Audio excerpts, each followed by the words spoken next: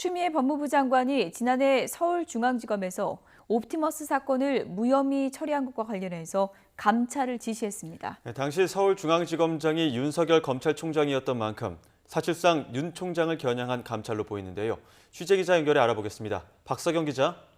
네, 대검찰청입니다. 네, 추 장관의 감찰 지시 내용 짚어주시죠. 네, 서울중앙지검 형사 7부는 펀드 환매 중단 사태가 벌어지기 전인 지난해 한국전파진흥원이 수사를 의뢰한 옵티머스 관련 사건에 대해 무혐의 처분을 내렸습니다.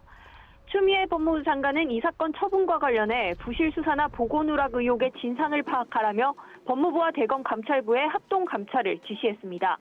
추 장관은 먼저 기초적인 조사조차 거치지 않고 죄명과 혐의 대상 범위를 대폭 축소해 전원 혐의 없음으로 처분했다고 지적했습니다.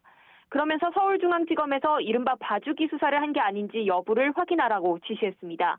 이 과정에서 언론이 의혹을 제기하는 전직 검찰총장 등 유력 인사들의 로비로 사건 무마가 있었는지도 살펴보라고 덧붙였습니다. 관련 사건 수사 당시 서울중앙지검장은 윤석열 검찰총장이었습니다.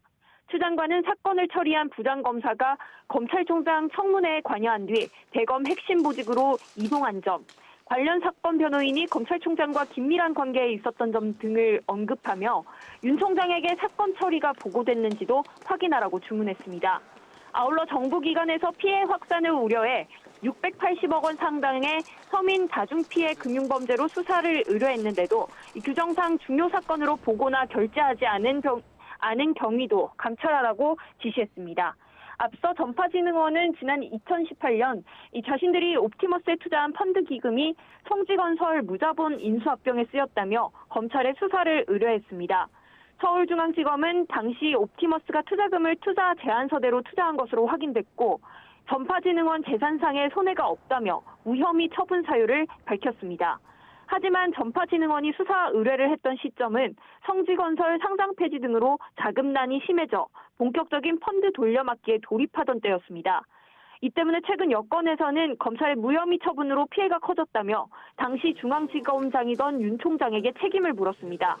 윤 총장은 최근 국정감사에서 부장 전결 사항이라 보고받지 않았다는 취지로 해명했지만 추 장관과 여당은 사장 전결 사항이라고 반박했습니다. 지금까지 대검찰청에서 YTN 박서경입니다.